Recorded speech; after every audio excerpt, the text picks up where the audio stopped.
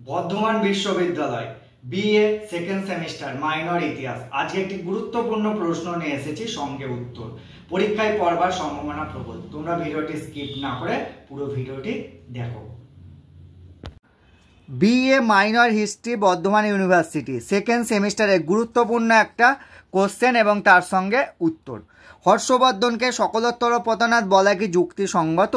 দেখো, শুরু করবে হর্ষবর্ধনকে সকলোত্তর পতনাথ বলা যুক্তিযুক্ত কিনা সে বিষয়ে পণ্ডিত মহলে যথেষ্ট মতভেদ আছে।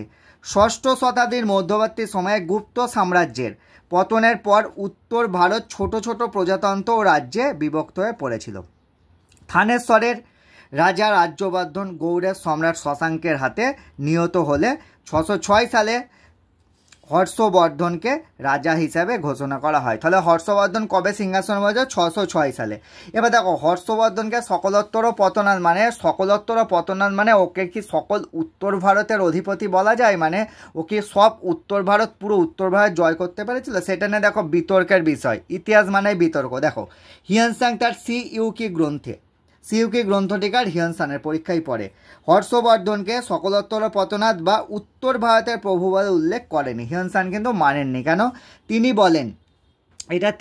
বলেন হর্ষবর্ধন পঞ্চভারত মানে পাঞ্জাব, কান্যকুব্জ, গৌড়, মিথিলা, কলিঙ্গ জয় করেছিলেন, পুরো উত্তর ভারত নয়। ঠিক আছে, তাহলে হিউয়েন-সাং কিন্তু মানছে না যে হর্ষবর্ধন সকলোত্তর পতনাথ ছিল। তারপর তোমার রমেশচন্দ্র মজুমদার বলেন যে সমগ্র উত্তর ভারত হর্ষবর্ধনের সাম্রাজ্য হলেও কাশ্মীর, পশ্চিম পাঞ্জাব, সিন্ধু, গুজরাট, নেপাল, কামরূপ তার সাম্রাজ্যভুক্ত ছিল না। তারপর দেখো, কে এম পানিক্কর বলেন যে নেপাল, কাশ্মীর ছাড়াও হর্ষবর্ধন বিন্ধ্য পর্বতের উত্তর দিকে অবস্থিত সমগ্র অঞ্চল নিজের সাম্রাজ্যভুক্ত করতে সক্ষম হয়েছিলেন।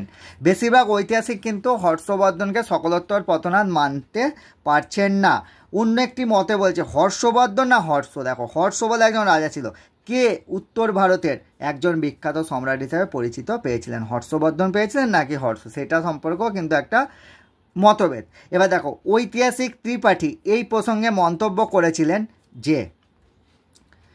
যে অর্থে হর্ষবর্ধনকে কিছু ঐতিহাসিক সকলোত্তর পতনাথ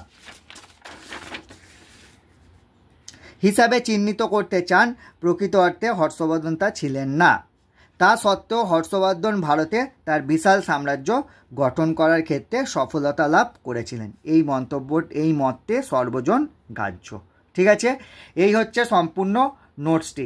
আমি তোমাদের বিএ সেকেন্ড সেমিস্টার মাইনর ইতিহাস বর্ধমান ইউনিভার্সিটির আমি প্রতিদিন সোমবার, বুধবার, শুক্রবার রাত 9টা 6 আমার ভিডিও পাবলিশড হবে।